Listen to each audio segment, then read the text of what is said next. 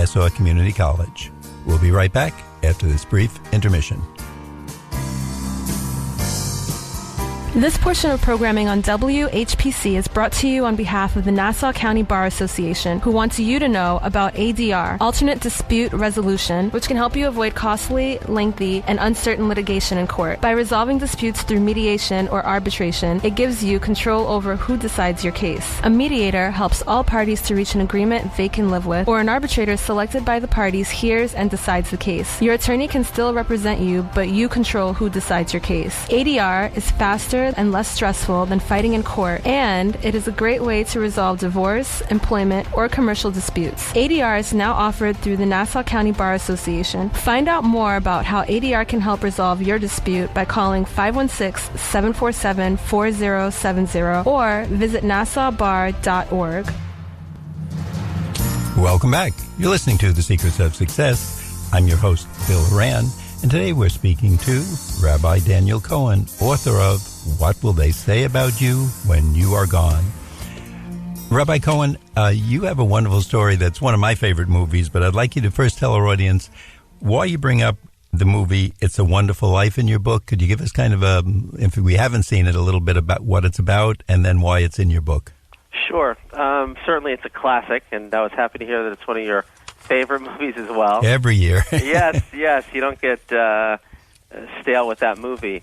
But it's really a very inspiring movie. I mean, it starts out, I would say, a little bit depressing, but the idea is about an individual who himself really goes through difficulty in his life and doesn't really appreciate what he has to offer. He kind of feels that his life is in a rut.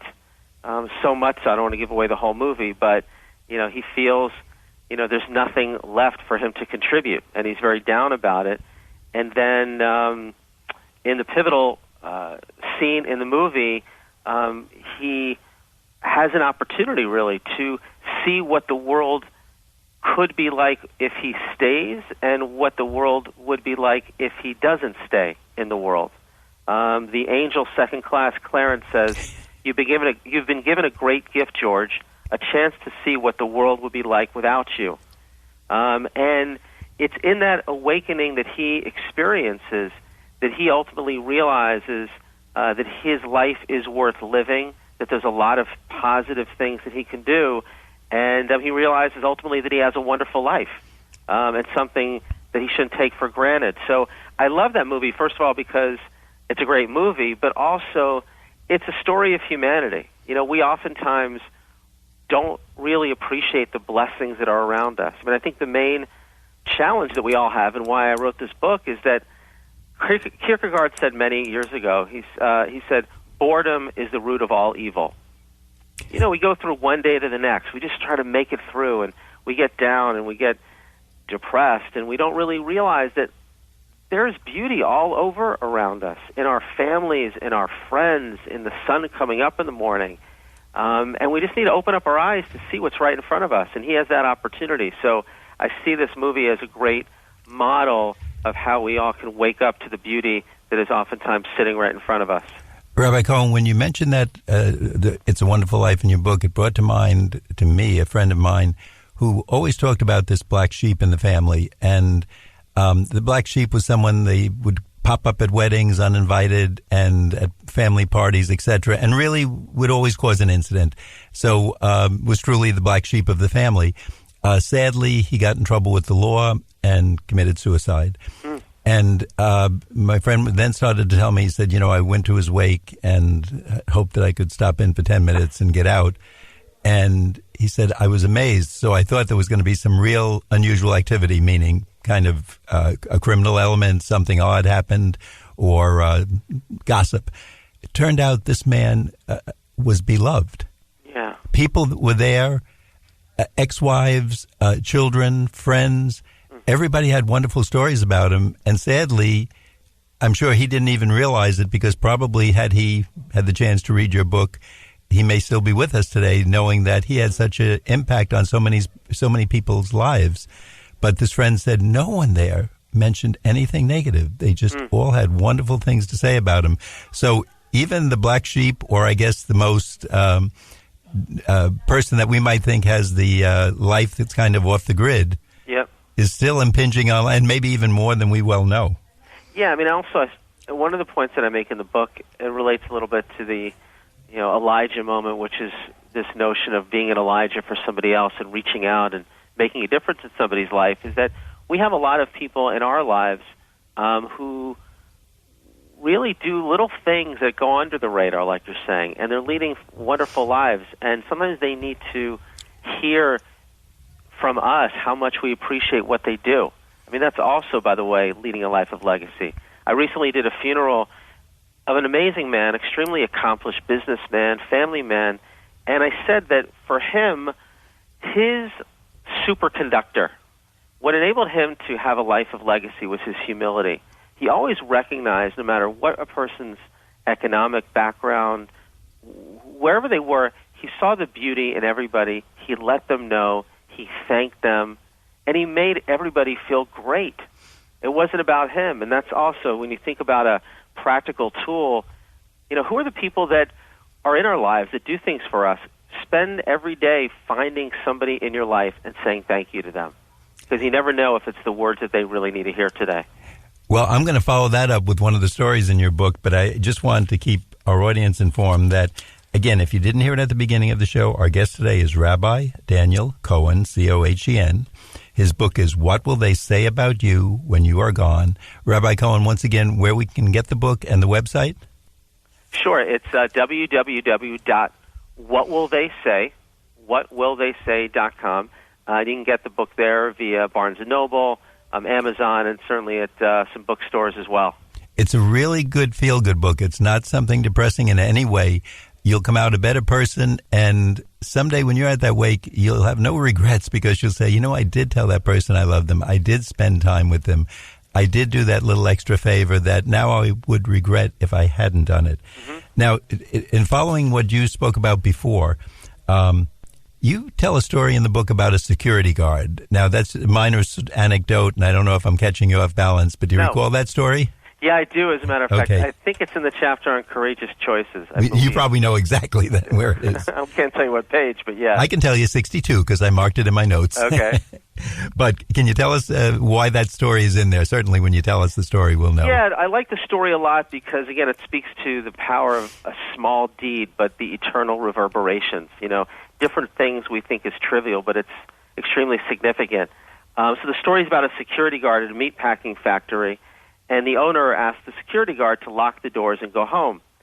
So the guard believed that nobody was, the guard believed actually that somebody was still inside, and the owner said, no, everybody's gone. But the guard knew differently.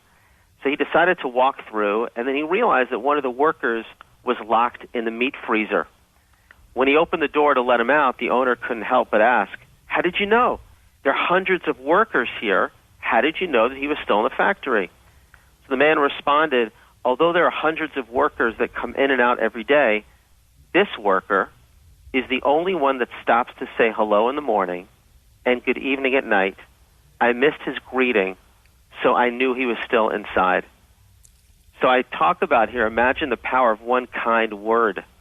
The notion that in that little moment, he was just being a nice guy, but for the fellow who was the guard, and it makes us realize, what do you mean, nobody said hello? We oftentimes lead our lives that way. There's a human being who's opening the door for us. There's a human being who's a cashier. Reach out to that person. Connect with that person. And sometimes the results may be the difference between life and death. Literally. Literally. Yeah. That was a great story, and I thought that so well made the point because how many people do we pass all day? The crossing guard. The receptionist, somebody who, as you say, the security guard, someone who's just standing there kind of in a somewhat menial position compared to us, who we're very important, but just taking note of them. And also, if we're on the other side, how nice it is when the doctor recognizes you by your first name, or the attorney or the accountant or the owner of the company comes by, or the restaurant and says, George, good to see you tonight. Wow, you just went up 100 degrees. Your friends say, gee, George must be important because the owner recognized him. And what did that take? Just one sentence. Yep. No, it's true. It's true.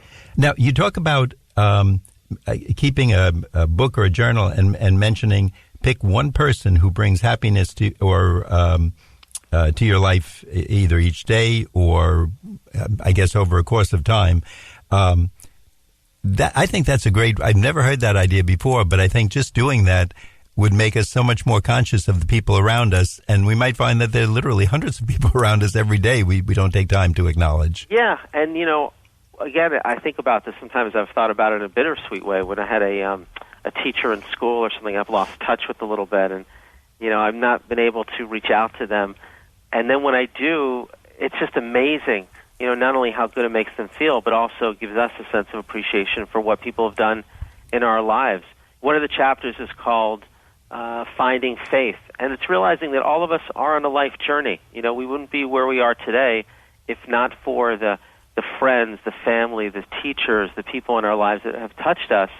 And there's no time like the present than letting them know how we feel. I'll take from your book, if not now, when? You got it.